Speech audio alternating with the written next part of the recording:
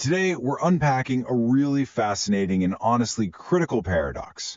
We're going to explore this deep, complex connection between why we travel and the strict environmental laws created to manage that exact movement.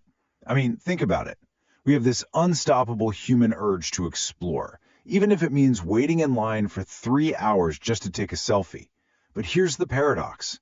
The very industry that thrives on these beautiful, pristine destinations can also be the exact force that destroys them. So let's get right into it. Consider this for a second. Why do millions of tourists flock to Venice every single year, even when the city is practically begging people to stop coming? Meanwhile, you've got countless heritage sites with these breathtaking landscapes that sit completely empty, practically begging for a single visitor. And then think about places like Maya Bay in Thailand. They literally had to shut it down because the crowds, totally inspired by the movie The Beach, by the way, ended up killing the local coral reef. Or Machu Picchu, which now has to enforce super strict daily visitor limits. What causes this incredible localized demand? And more importantly, what happens when that demand physically breaks a destination? That cause and effect loop is exactly what we're decoding today. To make sense of all this, we'll be walking through 4 key topics today. First, the push and pull of travel. Second, the tipping point of over-tourism. Third, the Umbrella Environment Protection Act. And finally, we'll look at the crucial forest and wildlife laws. All right, let's jump right into section 1, the push and pull of travel. So why does a tourist even leave their home in the first place? Well, Graham Dan's model breaks travel motivation down into 2 distinct sides. First, you have your push factors. These are internal psychological drivers based entirely on the origin, where the tourist is coming from. Think about wanting to escape a boring 9 to 5, or seeking status, or even just climbing Maslow's hierarchy of needs once your basic survival needs are met. And as disposable income rises, like we've seen with the expanding middle class in China and India, these push factors absolutely explode, creating this massive wave of outbound demand. On the flip side, you've got pull factors. These are completely destination specific. These are the actual resources pulling you in, right? It could be the one-horned rhinos of Kaziranga, the deep cultural heritage of Varanasi, or even specific management policies, like Bhutan's incredibly intentional, high-value, low-volume tourism model. But here's a crucial point to keep in mind.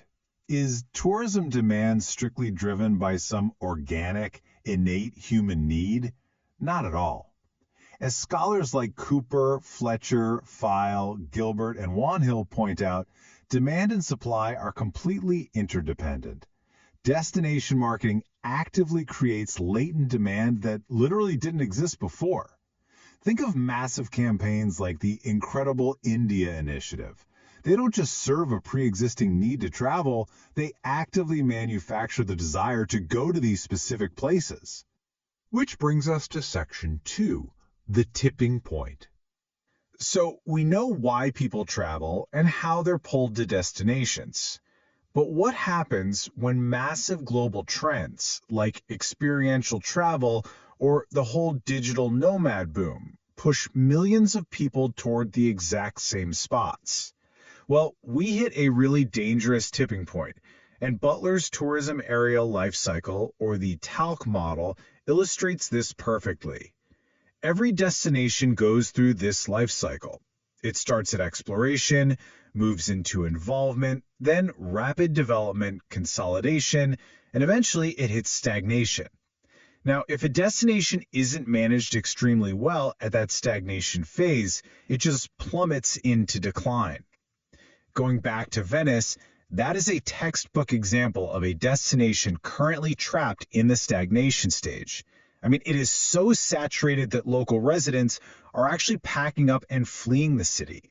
And that brings us to a really foundational concept, carrying capacity.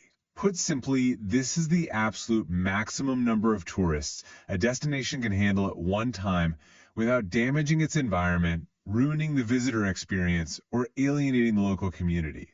The moment we exceed this carrying capacity, what was once successful tourism basically mutates into a destructive force. We see this super vividly with the coral bleaching at the Great Barrier Reef, which is heavily worsened by intense diving and cruise ship pressure, or the severe plastic waste and water scarcity issues that are currently plaguing Ladakh.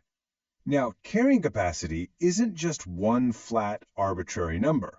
It actually has four distinct dimensions. First, physical capacity, which is just about sheer space. Literally, how many people can physically fit inside a monument? Then there's ecological capacity, which is all about nature. For example, the Valley of Flowers has this incredibly fragile alpine ecosystem where literally one wrong step can destroy rare plant species. Then we have social capacity, which is about local tolerance. We see that breaking down right now with resident protests in places like Bali. And finally, economic capacity, which happens when tourism completely dominates an area and just kills off all the other local markets. But here's the thing. In today's social media era, where an Instagram viral hidden waterfall can attract 5,000 people overnight, static numbers just aren't enough anymore. That's exactly why modern planners now rely on a much more dynamic framework called the Limits of Acceptable Change, or LAC, to monitor and adapt to these rapid shifts. Moving right along to Section 3, the Umbrella Act. So, with all these looming threats to carrying capacity, governments globally realized by the 1980s that if they didn't step in, unregulated development would completely destroy the very environments tourists were coming to see. Let's look at the legal solutions India put in place to stop this. The absolute foundation of this legal framework is the Environment Protection Act of 1986. Now, this was enacted directly following the horrific 1984 Bhopal gas tragedy. Quick tip, do not confuse those dates. The tragedy was in 84, the law was passed in 86. You can think of this as an umbrella act. It gives the central government sweeping powers to set standards and crack down on environmental violations. Under this massive umbrella sit highly specific regulations, like the Coastal Regulation Zone rules. These are the rules that dictate why you simply cannot just build a massive beach resort in Goa or Kerala without adhering to some incredibly strict environmental norms. So, the real question is, practically speaking, how do we actually stop a huge mega hotel from destroying a tiger buffer zone before the first brick is even laid? We do it through the Environmental Impact Assessment, or EIA, which was mandated in 2006. This is a mandatory, highly systematic process with 4 distinct steps. First up is screening, just to see if a project even needs clearance. Second is scoping, to decide exactly what parameters need to be studied. Third is a public hearing for local community input. And fourth, submitting the final environmental impact statement. But we have to look at this critically. The process is far from perfect. Very often the consultants conducting the EIA are hired directly by the project developers themselves, which, as you can imagine, creates a massive conflict of interest. On top of that, those public hearings can sometimes be treated as just mere formalities to check a box.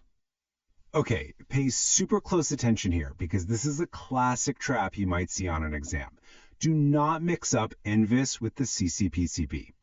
ENVIS, which launched back in 1982, is strictly an environmental information system. It's essentially a data network for researchers and policymakers to get reliable environmental info. It is absolutely not a regulator. The Central Pollution Control Board, or CCPB, on the other hand, is the actual statutory body that has the teeth to strictly enforce pollution regulations. So just remember, one is for information, the other is for enforcement. Now, aside from those mandatory government laws, we also have business side tools. Things like the Environmental Management System, or EMS, and its really popular international standard, ISO 14001. This is heavily utilized by major hospitality chains to manage their immense water and energy consumption. It operates on a continuous loop: plan, do, check, act. But here's the critical question you have to ask yourself. Because ISO 14001 is completely voluntary, Is it really enough to just rely on the goodwill of businesses that are ultimately driven by profit? Without strict mandatory laws backing them up, these voluntary systems seriously risk becoming just shiny marketing tools rather than driving genuine boots-on-the-ground environmental commitment. Finally, let's head into Section 4, Forest and Wildlife Laws. This brings us to the final triad of mandatory laws that specifically protect our green spaces and the animals living inside them. Now, these three acts get confused all the time, so we are going to lay them out in chronological order. Looking at this historically, you can clearly see a transition from a colonial-era focus on just classifying resources to a much more modern focus on strict conservation. So we start with the Indian Forest Act of 1927, followed decades later by the Wildlife Protection Act of 1972, and finally, the Forest Conservation Act of 1980. Here's a quick way to lock these into your memory. First up, 1927 is the Indian Forest Act. It's the oldest of the three, and it was focused heavily on the classification of forests into reserved, protected, and village forests.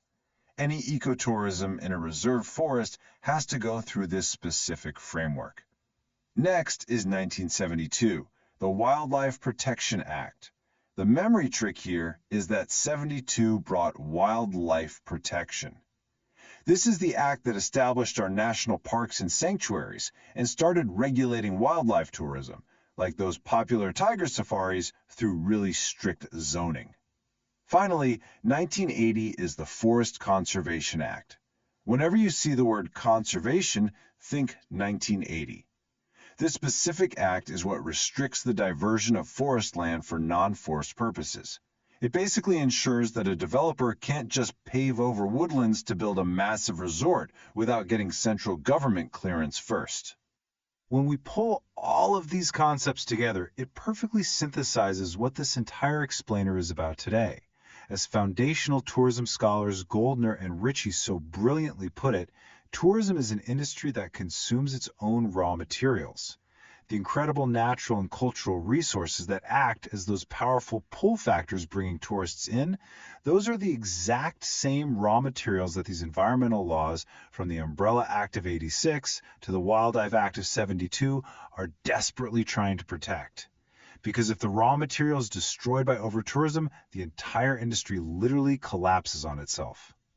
So I want to leave you with this somewhat provocative thought to chew on. Can tourism development and conservation truly coexist if we continue to treat destinations as endless commodities rather than finite, incredibly fragile resources? We know from places like Bhutan or specific managed zones in Kaziranga that it is absolutely possible. But it only happens through honest regulation and genuine ground-level community involvement. Definitely something to think about the next time you're planning a trip. Thank you so much for joining me in this explainer today. Keep traveling responsibly and keep preparing smartly.